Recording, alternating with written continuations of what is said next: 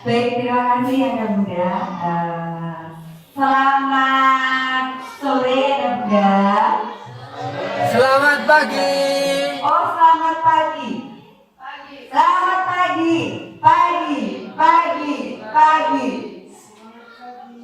Oke, oh gitu ya Anak Muda. Oke, kita ulangi Anak Muda ya, biar lebih semangat. Semangat pagi. Baik, assalamualaikum warahmatullahi wabarakatuh. Ya, alhamdulillahirrahmanirrahim.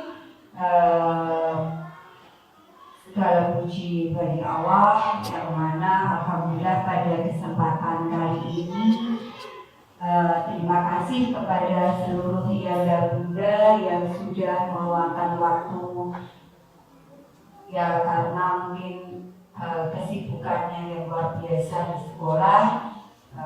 Apresiasi sekali buat kalian semua yang sudah hadir di sini untuk mengikuti kegiatan penyebaran pemahaman dan penerapan budaya positif.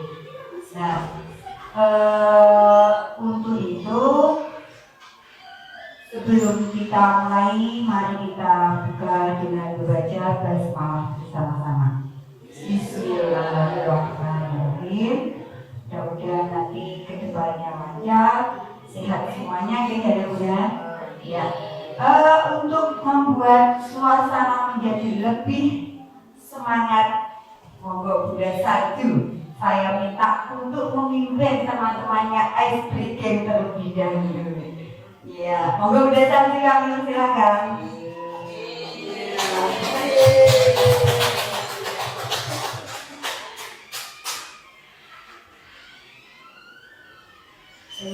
Selamat sore teman-teman semuanya. Selamat sore. Lebih karena sudah sore juga, sudah lelah semua budaya ini, mohon waktunya untuk ice breaking. Kita ice breakingnya nggak usah yang berdiri ya Bunda, yang sendiri saja, tapi untuk konsentrasi yang penting ya. Oke, baik ya Bunda, bisa ikuti saya. Seperti cara bermainnya. Nanti ada Bunda semuanya. Iya, pokoknya nanti dibunyikan. Konsentrasi dimulai. Yuk, ikuti saya. Oke. Ulang ya. 1, 2, 3. Konsentrasi dimulai.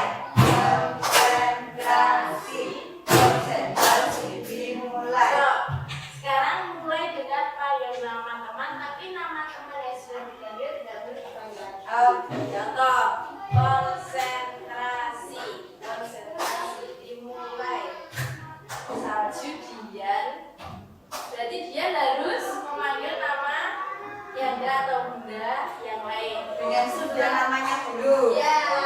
Jadi Dian siapa? Nah, nanti siapa yang sudah dipanggil tidak boleh dipanggil lagi. Oke, kita jalanin konsentrasi. Oke, 1, 2, 3, dan selesai. Ya. Oke, 1, 2, 3. Konsentrasi dimulai. Salju Dian. Ayo jadi ya. Oh iya. Dian sama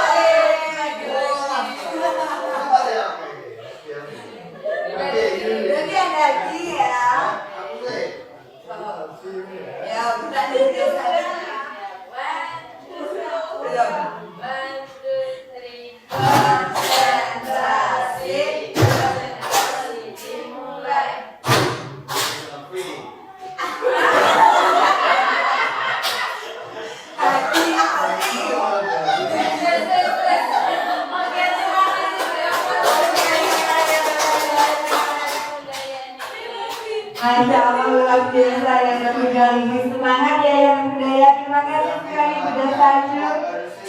Semakin lebih bergaya, semakin lebih semangat ya. Baik, kita lanjutkan saja untuk destinasi kita kali ini, yaitu tentang budaya positifnya. Apa itu yang dimaksud dengan budaya positif?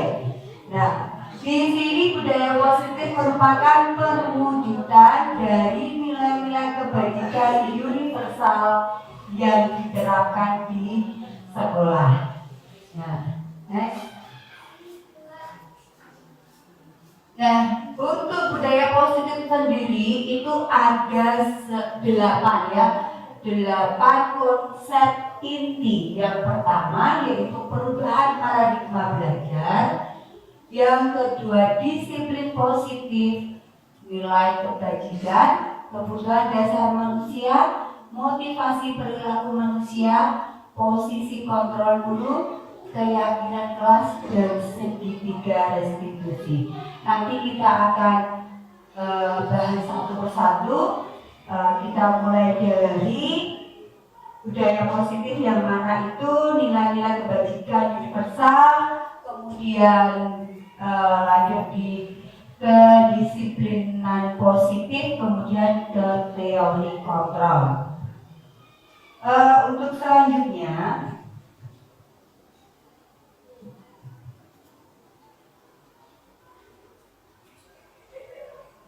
budaya positif diawali dengan perubahan paradigma tentang teori kontrol. Selama ini barangkali kita sebagai guru merasa berkewajiban mengontrol perilaku siswa agar memiliki perilaku sesuai yang diharapkan oleh guru ya. Nah, next.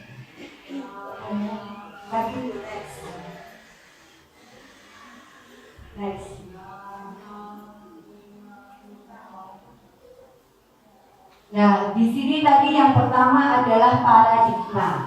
Pembelajaran dengan paradigma baru ini pembelajaran yang merupakan pembelajaran yang dirancang berdasarkan prinsip pembelajaran, yang mana mungkin dari Yanda Bunda sudah melaksanakan apa itu yang dinamakan dengan pembelajaran yang berdiferensiasi. Nah, di sini pembelajaran berdiferensiasi ini membuat peserta didik belajar sesuai dengan kebutuhannya berdasarkan tahap perkembangan, ya, sesuai dengan perwujudan profil pelajar Pancasila. Nah, itu adalah paradigma barunya.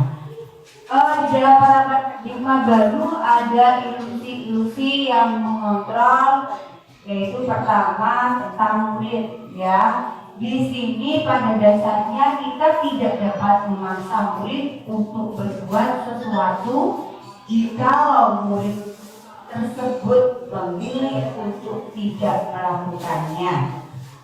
Selanjutnya, ini walaupun tampaknya guru sedang mengontrol perilaku murid, hal demikian terjadi karena murid sedang mengizinkan dirinya dikontrol.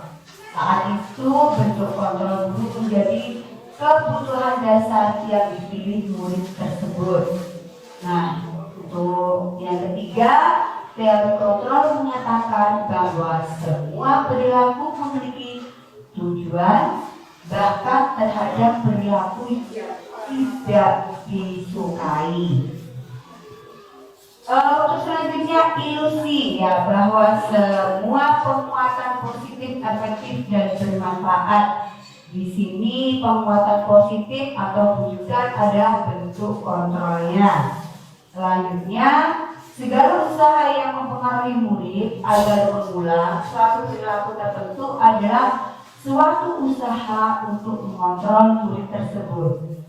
Dalam jangka waktu tertentu, kemungkinan murid tersebut akan menyadari dan mencoba untuk menolak wujudan kita atau bisa jadi murid tersebut menjadi tergantung pada pendapat sang guru untuk berusaha. Untuk selanjutnya, ilusi bahwa kritik dan membuat orang merasa bersalah dapat menguatkan karakter. Di sini termasuk menggunakan kritik dan rasa bersalah, ya, untuk mengontrol murid menuju pada identitas gagal. Mereka belajar untuk merasa buruk tentang diri mereka. Mereka mengembangkan dialog diri yang negatif. Untuk selanjutnya, kadang guru ya sulit untuk mengidentifikasi bahwa mereka sedang melakukan perilaku ini karena seringkali guru cukup menggunakan suara yang halus untuk menyampaikan pesan negatif. Jadi mungkin kita sebagai seorang guru, walaupun apapun itu kesalahan seorang murid ataupun adanya pelanggaran murid kita, nah seyogianya kita bisa menyampaikan dengan bahasa yang halus, dengan kemungkinan perilaku kita yang halus juga, supaya murid itu merasa lebih nyaman, merasa lebih percaya dengan kita, sehingga apa yang kita berikan pertanyaan ya murid bisa menjawab dengan baik dan mau berkata dengan jujur. Untuk selanjutnya, ilusi bahwa orang dewasa memiliki hak untuk memaksa. Banyak orang dewasa yang percaya bahwa mereka memiliki tanggung jawab untuk membuat murid-murid berbuat hal-hal tertentu. Nah, ini apapun yang dilakukan dapat diterima selama ada sebuah kemajuan berdasarkan sebuah pengukuran kinerja. Pada saat itu, orang dewasa akan menyadari bahwa perilaku memaksa tidak akan efektif untuk jangka waktu panjang dan sebuah hubungan permusuhan atau akan terbentuk. Nah, di sini bagaimana seorang bisa berubah dari paradigma stimulus respon pada pendekatan teori kontrol, ya. Untuk di sini ada stimulus dan teori kontrol. Ternyata dari stimulus respon dan teori kontrol itu sangat berbeda. Yang mana di sini stimulus respon itu ada realitas atau kebutuhan kita sama. Terus untuk teori kontrolnya realitas atau kebutuhan kita berbeda. Semua orang melihat hal yang sama, ya. Untuk teori kontrolnya setiap orang memiliki gambaran yang berbeda. Jadi stimulus respon dan teori kontrol itu istilahnya bertolak belakang, ya. Mempunyai kebutuhan yang berbeda. Mungkin bisa dilanjut, udah. Nah, di sini juga ada yang namanya tadi sudah paradigma. Yang kedua adalah makna disiplin. Nah, makna disiplin dan nilai-nilai kebajikan universal itu merupakan sebuah paradigma, ya, yang jadi dari teori stimulus respon ke teori kontrol serta teori 3 motivasi perilaku manusia. Nah, yang pertama yaitu disiplin positif. Disiplin positif ini ya ada beberapa konsep inti yang ada di dalam disiplin positif. Yaitu yang pertama, disiplin positif, motivasi perilaku manusia, hukuman dan penghargaan, restitusi, posisi kontrol keyakinan, kelas atau sekolah, dan terakhir segitiga restitusi. Untuk mengawalinya yaitu tentang disiplin positif. Nah, Tadi kita sudah tahu bahwa yang namanya disiplin itu sangat perlu kita lakukan baik dimanapun berada, maupun di lingkungan sekolah, di lingkungan kerja, di lingkungan masyarakat, ataupun bahkan di lingkungan keluarga. Karena dengan disiplin kemungkinan kita bisa membuat sesuatu itu menjadi nyaman, indah, ataupun sesuai dengan yang kita inginkan. Nah, di sini kata disiplin itu berasal dari kata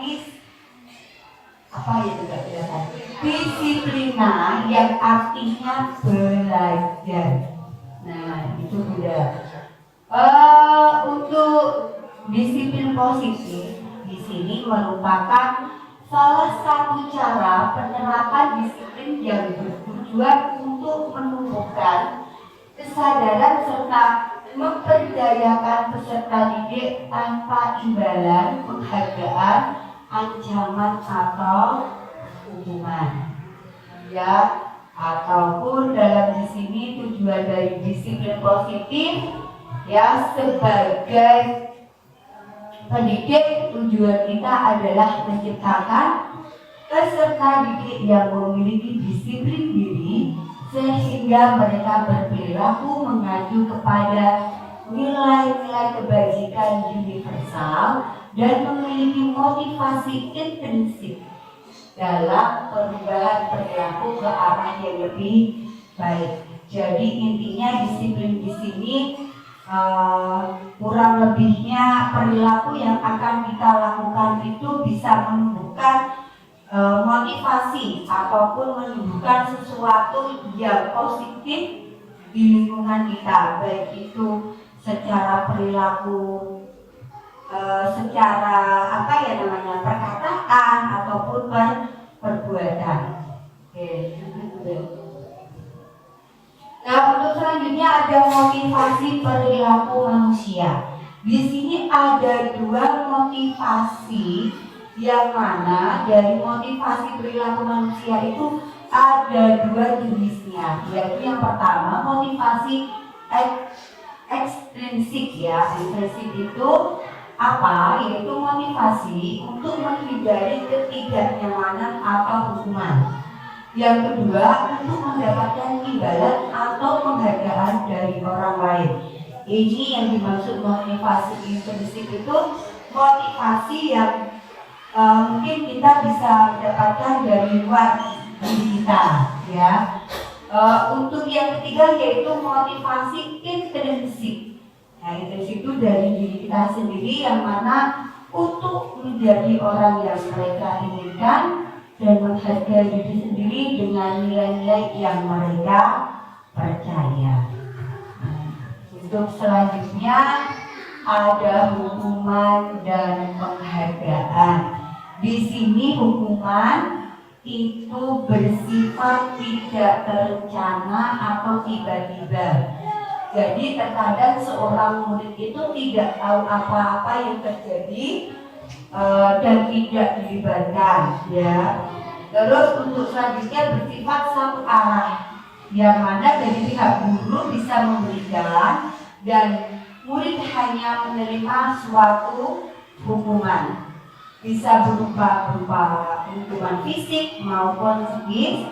Ya, murid di sini bisa terkadang kita sebagai seorang guru tidak menyadari, mungkin dengan adanya kesalahan murid kita langsung oke, kamu melakukan istilahnya kesalahan karena datang terlambat.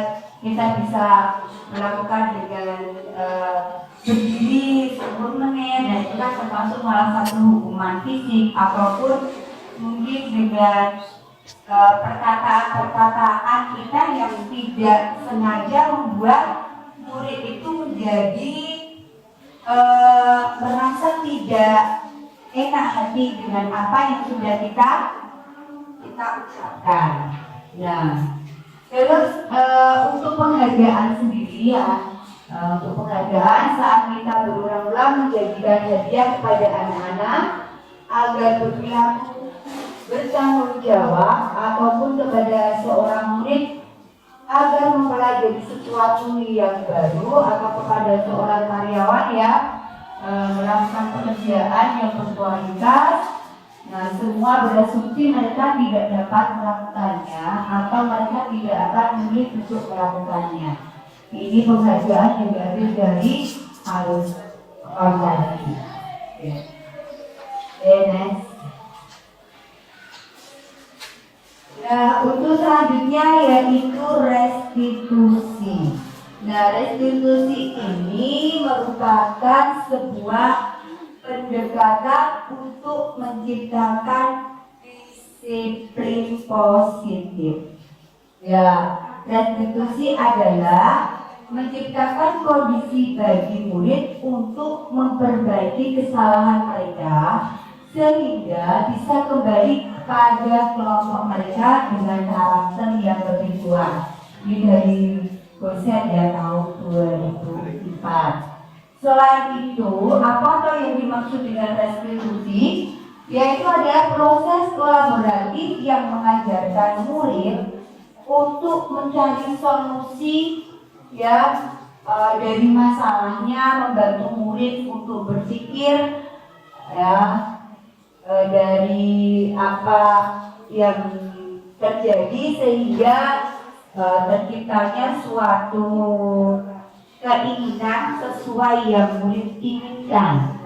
Nah, seperti itu. Jadi intinya dari restitusi ini membantu murid menjadi lebih memiliki tujuan, disiplin positif dan memulihkan dirinya setelah berbuat kesalahan.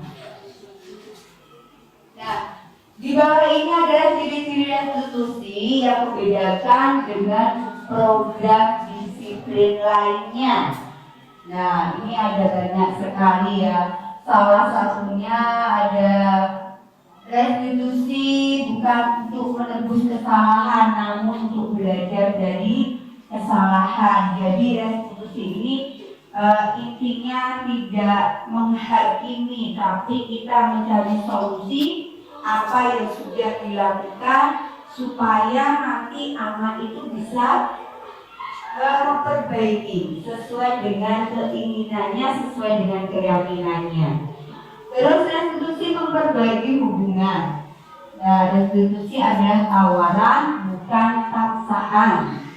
Restitusi menuntut mencari kebutuhan dasar yang mendasari tindakan, cara yang paling baik, ya fokus pada karakter bukan tindakan, fokus pada solusi dan mengembalikan murid yang berbuat salah pada kelompoknya. Nah, untuk selanjutnya ada yang namanya posisi kontrol. Di sini ada 5 posisi kontrol yang diterapkan oleh seorang guru ya, ataupun mungkin kalau kita sebagai orang tua kita bisa menerapkannya di dalam lingkungan keluarga kita, yaitu yang adalah manajer. Nah, untuk yang pertama yaitu hukuman. Ya, seorang penghukum bisa menggunakan hukuman fisik maupun verbal. Orang-orang yang menjalankan posisi penghukum senantiasa mengatakan bahwa sekolah memerlukan sistem atau alat yang dapat lebih menekan murid-muridnya lebih dalam lagi. Ya, untuk yang kedua yaitu membuat merasa bersalah. Di sini posisinya biasanya guru akan berusaha lebih lembut, ya, lebih membuat rasa bersalah menggunakan keheningannya untuk orang lain merasa tidak nyaman, bersalah ataupun rendah diri. Untuk yang ketiga, guru sebagai teman yang di sini posisinya tidak akan menyakiti murid, namun tetap berupaya mengontrol murid melalui persuasi, ya, pendekatan dengan murid. Nah, posisi teman pada guru bisa negatif juga ataupun positifnya. Kalau positifnya di sini berupa hubungan baik yang terjadi antara guru dan murid. Nah, untuk negatifnya apa? Nah, negatifnya, karena bila suatu saat guru tersebut tidak membantu, maka murid akan kecewa. Jadi ternyata dalam posisi kontrol kita sebagai seorang teman itu juga ada positif negatifnya. Ya, jadi kalau positifnya itu kita bisa membantu memecahkan murid, kita bisa menjadi teman bagi mereka. Tetapi negatifnya, terkadang kalau sudah suka dengan salah satu guru itu, anak itu terkadang dia itu pokoknya yang karo budaya itu tidak mau kan gitu ya. Nah, jadi untuk mengurangi rasa kecewanya itu, makanya berbaik-baiklah kita bisa memposisikan mana yang memang harus kita lakukan terhadap murid, ataupun memang yang tidak, dalam artian ada keterbatasan juga antara guru dan murid, walaupun kita bisa menjadi seorang teman baginya. Oke. Untuk selanjutnya yaitu posisi pemantau. Ya, di sini guru sebagai pemantau berarti mengawasi. Yang namanya memantau itu mengawasi. Ya, pada saat kita mengawasi, kita bertanggung jawab atas perilaku orang-orang yang kita awasi. Kalau kita di sekolah bertanggung jawab dengan murid, jadi murid itu kita awasi, ya, sebagaimana posisi pemantau berdasarkan pada peraturan-peraturan dan konsekuensi. Dengan menggunakan sanksi, konsekuensi kita dapat memisahkan hubungan pribadi kita dengan murid sehingga murid yang menjalankan posisi pemantau. Untuk terakhir yaitu posisi manajer. Nah, ini posisi manajer itu biasanya yang memang harus kita jalankan sebagai seorang guru ya. Di sini posisi manajer adalah posisi di mana guru berbuat sesuatu bersama dengan murid, mempersilahkan murid mempertanggungjawabkan perilakunya, mendukung murid agar dapat melakukan solusi atas permasalahannya sendiri.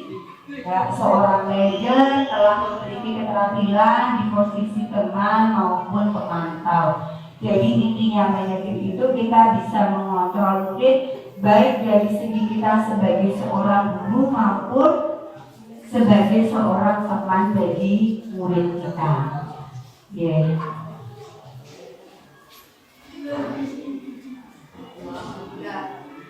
Nih, jadi guru sebaiknya ya, jadi tadi dari rangkuman tadi kita sudah ada 5 posisi kontrol ya. Ini guru sebaiknya menerapkan posisi kontrol sebagai pemantau atau manajer. Jadi memang dari posisi kontrol itu kita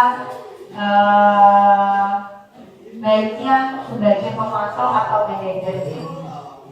Karena apa? Karena menghindari sebagai penghukum dan membuat merasa bersalah. Yang terbaik adalah guru sebagai manajer. Dengan posisi guru akan mengembalikan tanggung jawab pada murid untuk mencari jalan keluar permasalahannya sehingga terbentuk identitas positif dan berhasil pada diri murid. Nah, ini salah satu contoh penerapan posisi sebagai manajer di budaya.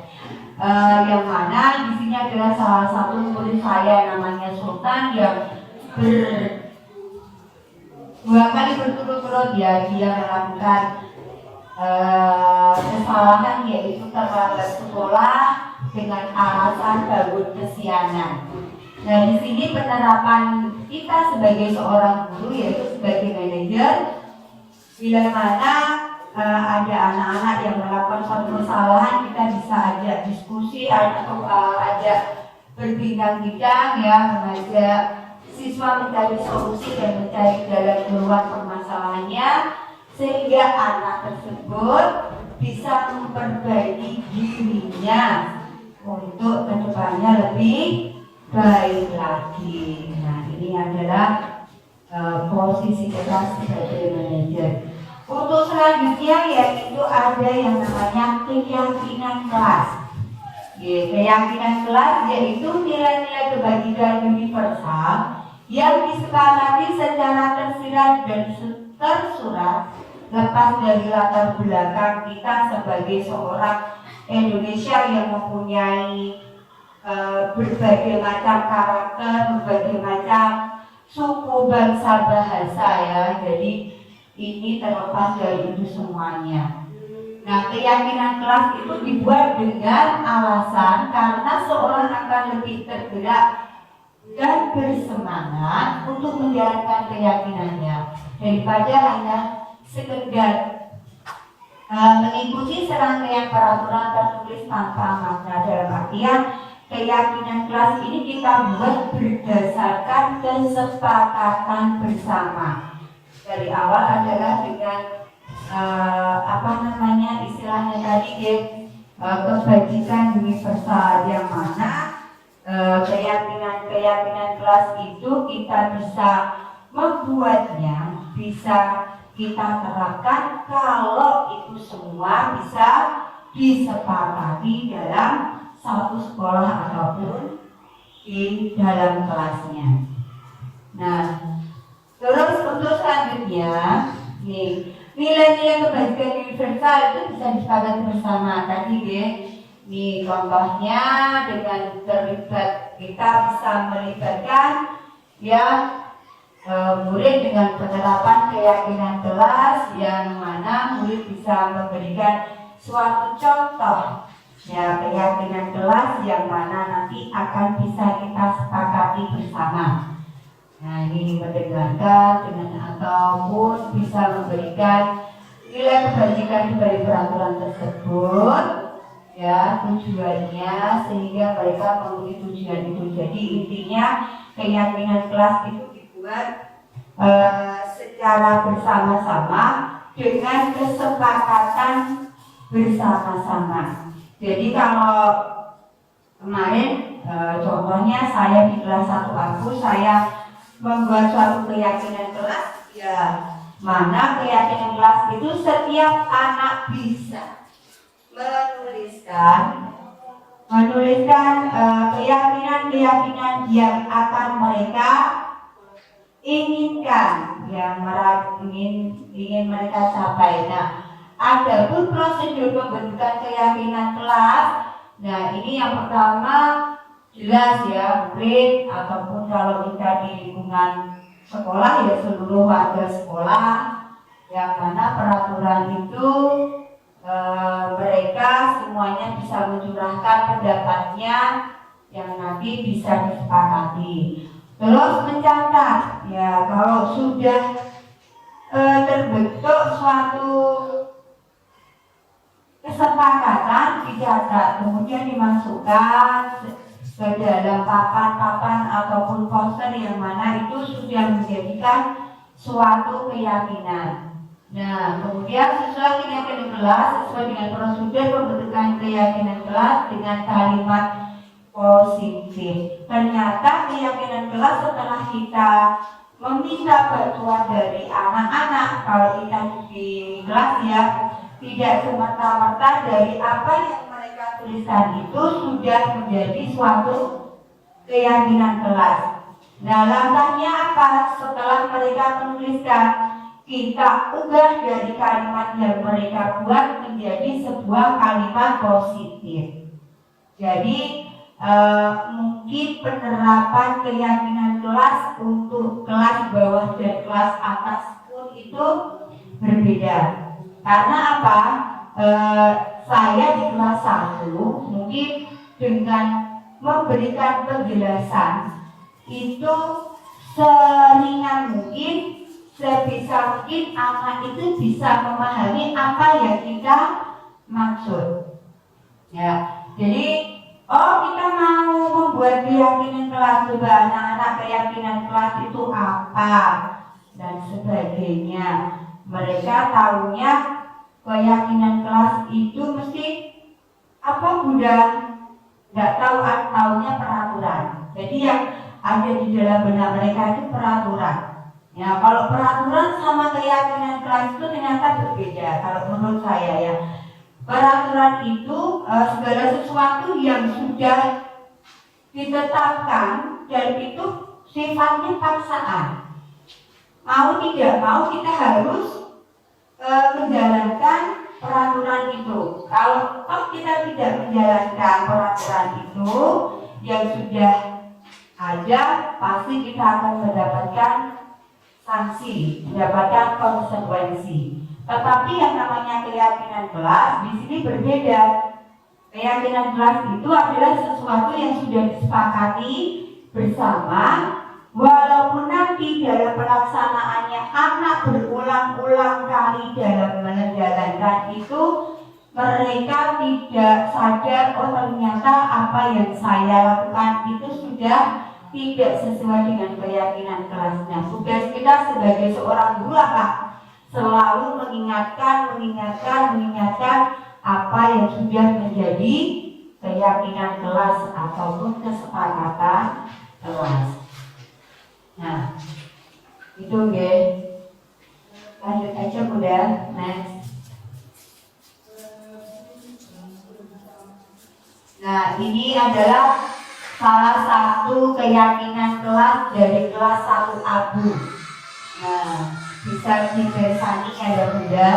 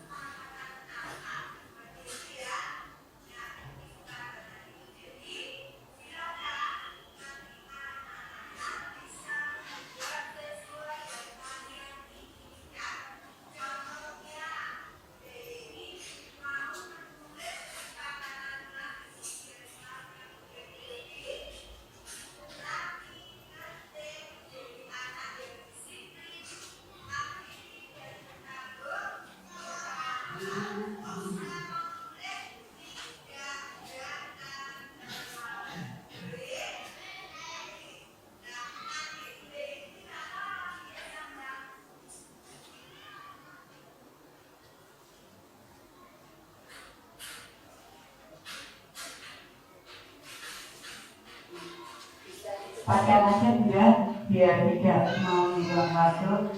Nah,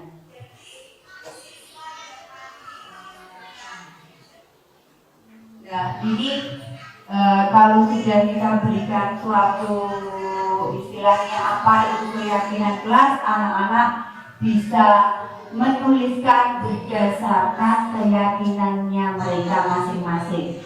Jadi setiap anak akan diberikan stiker, kemudian dia menulis dan bisa ditempel di papan tulis sesuai dengan yang mereka inginkan. Nah, dari keyakinan ini ya, dari keyakinan anak-anak yang sudah ditempel tadi, itu semata-mata tidak langsung kita jadikan suatu keyakinan kelas, tetapi akan kita ubah dulu menjadi kalimat positif. Nah, dari kalimat positif itulah yang akan menjadi kata sepakat ataupun keyakinan kelas. Nah, kalau di kelas Abu, alhamdulillah, ini yang terakhir ya.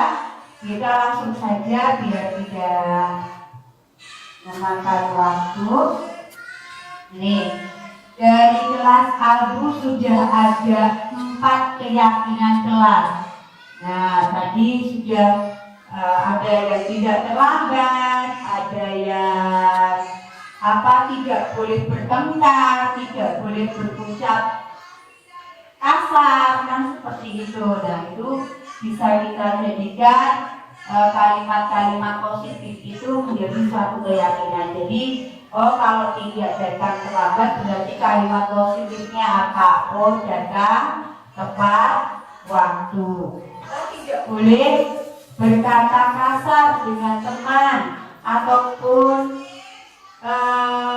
istilahnya mengejek teman dengan kata-kata yang mungkin bisa menyakiti. Kita harus bisa berbuat sopan kepada teman ataupun bisa saling menghargai, seperti itu. Dari kalimat-kalimat yang sudah dibuat anak-anak bisa dijadikan kalimat positif. Nah, itu adalah keyakinan kelas. Untuk yang terakhir yaitu segitiga restitusi. Nah, ini adalah kita sebagai seorang guru mau tidak mau kita harus bisa ini, karena beban dari guru juga sebagai pendampingan anak ya dalam permasalahannya. Jadi tidak hanya guru BK saja yang harus menguasai, tetapi kita paling tidak tahu cara-cara kita dalam menangani anak-anak menghadapi permasalahannya. Di sini segitiga restitusi adalah suatu proses dialog yang dijalankan oleh guru agar dapat menghasilkan murid yang mandiri dan bertanggung jawab. Restitusi juga adalah proses kolaborasi yang mengajarkan murid untuk mencari solusi untuk masalah dan membantu murid berpikir tentang orang seperti apa yang mereka inginkan. Jadi kalau menurut saya restitusi ini adalah sebuah dialog antara guru dan murid dalam memecahkan suatu masalah, yang mana kita bisa mengulik dari murid itu apa yang terjadi, mengapa bisa seperti itu, apa yang kamu inginkan. Dari segi 3 restitusi ini ada 3 tahapan. Yang pertama adalah menstabilkan identitas. Di sini kita sebagai seorang guru bisa menanyakan. Nah, dari menstabilkan identitas itu bisa menanyakan, kamu bukan satu-satunya yang pernah melakukan ini. Jadi kita bisa menstabilkan murid dengan pernyataan itu bahwa tidak hanya kamu yang pernah melakukan kesalahan, tetapi bunda pun ya juga manusia yang mungkin luput dari salah. Nah, untuk selanjutnya yaitu menstabilkan sudah ya. Untuk selanjutnya memvalidasi tindakan yang salah dengan kata-kata apa? Untuk memvalidasi tindakan yang salah kita bisa menggunakan kalimat padahal kamu bisa melakukan yang lebih buruk lagi ini ya, ataupun intinya dari ini adalah setiap tindakan kita lakukan dengan suatu tujuan, yaitu memenuhi kebutuhan dasar dari tindakan validasi itu. Untuk kalimat-kalimatnya, ya, kalimat-kalimat yang bisa dikatakan dalam memvalidasi tindakan itu adalah kalimat yang tidak menghakimi anak. Jadi istilahnya kita menginterogasi anak itu dengan kata-kata yang lembut, dengan istilahnya kalau dengan anak-anak kelas 1 ya dipegang ataupun apa supaya anak itu bisa tenang ya. Untuk ketiganya yaitu tentang menanyakan keyakinan. Nih, menanyakan keyakinan ini adalah pada dasarnya sebuah motivasi secara internal. Ketika identitas sukses, ya ini tidak usah dibacakan ya. Untuk pertanyaan aja, menanyakan keyakinan, pertanyaan-pertanyaan yang bisa kita gunakan untuk murid kita, yaitu apa yang kita percaya sebagai ya kalau itu aturan kelas ya kelas, ataupun sebagai kesepakatan yang sudah diyakini tadi. Nah itu. Nah di sini contoh penerapan restitusi ini adalah tadi di awal sudah saya paparkan bahwa salah satu murid yang bernama Sultan datang terlambat. Nah ini contoh ya penerapan restitusi yang mana guru bisa menjadi seorang manajer untuk permasalahan anak yang datang terlambat.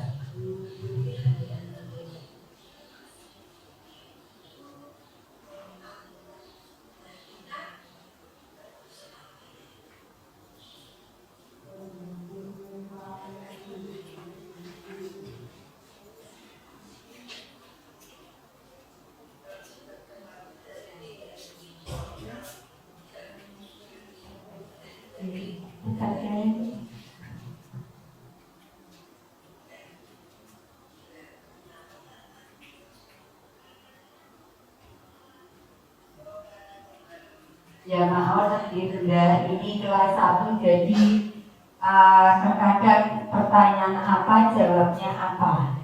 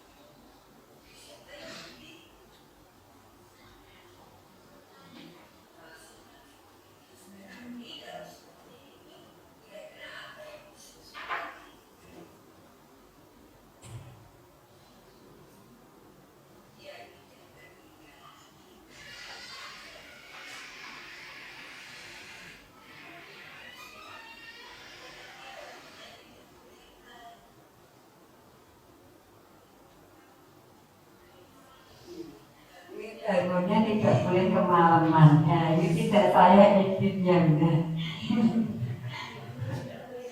ya, bangunnya tidak boleh kemalaman.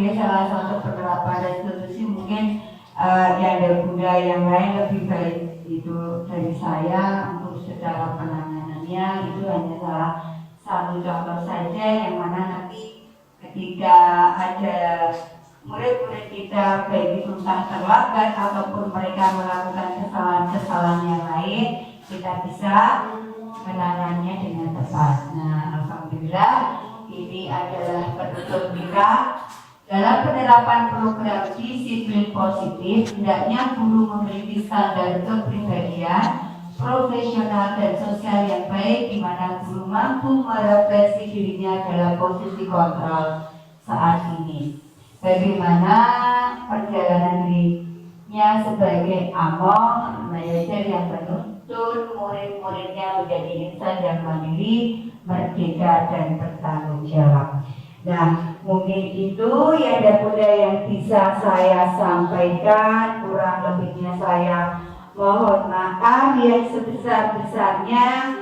Mungkin banyak kekurangan-kekurangan yang saya sampaikan kepada Yanda Bunda, tetapi di sini saya tidak mengguli ataupun apa, kita hanya berbagi sharing tentang budaya positif yang mana insya Allah kalau kita bisa terapkan di lingkungan sekolah semuanya akan menjadi individu-individu yang luar biasa dan unggul.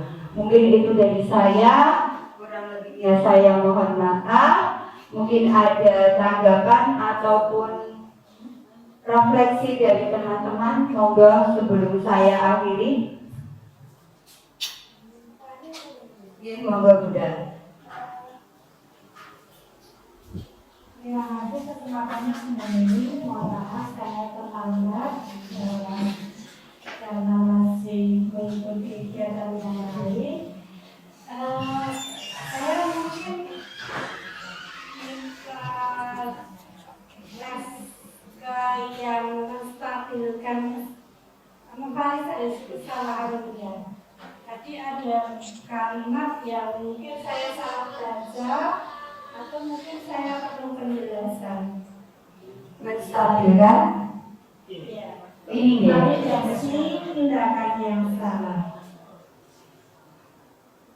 Ya, yang validasinya. Ini kalimat pertama. Padahal kamu bisa melakukan yang lebih buruk dari ini ya. Mungkin bisa dijelaskan juga ini apakah memang kalimatnya seperti ini atau mungkin maksudnya kita membesarkan anak padahal kamu bisa berbuat atau melakukan yang lebih baik dari ini. Ini saya konfirmasi saja benar karena saya juga tadi menyimaknya tidak terlalu detail. Mohon penjelasannya Bunda. Terima kasih. Ya, Bunda Sisi, terima kasih untuk koreksinya ataupun pertanyaannya. Di sini ada kata padahal kamu bisa melakukan yang lebih buruk dari ini ya. Mungkin ini kurang penting ya. Kurang penting yang mana ini bisa melakukan padahal kamu bisa melakukan yang lebih baik dari ini. Nah, mungkin kalau yang dimaksud dengan buruk dari ini, anak-anak bisa melakukan sesuatu terkadang anak itu bisa melakukan sesuatu yang di luar dugaan kita. Terkadang anak yang bercanda itu terkadang di luar kontrol mereka juga, dalam artian mereka bercandanya sebenarnya hanya indoor, tetapi dengan ketidaksadaran mereka dia bisa melakukan hal yang lebih dari itu. Jadi mungkin juga melakukan suatu perbuatan yang mungkin kita tidak menyangka atau tidak menduga bahwa anak itu bisa melakukan tindakan-tindakan tersebut. Contohnya tadi ketika bermain seharusnya hanya mungkin kesenggol, akhirnya marah ataupun emosi yang bisa di luar kendalinya. Mungkin itu Bunda. Oke. Oke, kamu sudah? Oke, yang lain monggo. Kalau tidak ada, saya cukupkan.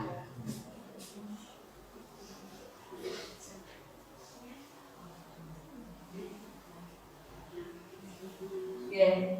Mungkin dari Anda mungkin mau memberikan referensinya dari pemaparan budaya positif pada sore hari ini. Yang Bunda, saya sudah lelah sekali. Coba, mana semangatku? Ini semangatku. Allahu Akbar. Monggo ya mungkin saya beri waktu untuk merefleksi.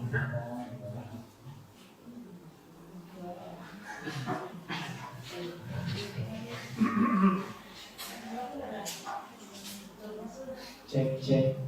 Ya. Terima kasih Bunda Yani. Pada dasarnya bukan begitu ya. Kegiatan pada hari ini begitu bermanfaat ya bagi kami semuanya, terutama kaitannya dengan bagaimana kita mendisiplinkan siswa ya. Kalau sebelumnya saya sendiri merasa bahwa memberikan konsekuensi itu sudah hal yang tepat, yang sudah pas gitu ya. Sebenarnya kan ada hukuman, hukuman itu kurang efektif. Kemudian bagaimana kalau kita berikan konsekuensi? Jadi kita buat kalau anak seperti ini maka dia akan seperti ini. Kita dikatakan seperti itu. Tapi ternyata seperti itu juga belum benar-benar tepat, atau maksudnya ada yang lebih tepat dari itu, yaitu adalah restitusi tadi, yaitu hal yang baru saya dengar pada hari ini dalam kegiatan aksi nyata ini ya. Jadi melibatkan anak untuk apa bahasanya, mendiskusikan dalam memberikan solusi ya, mencari solusi bersama ya. Jadi ketika ada masalah kemudian kita coba cari solusinya, dan itu melibatkan siswa di situ. Itu saya rasa juga hal yang sangat positif.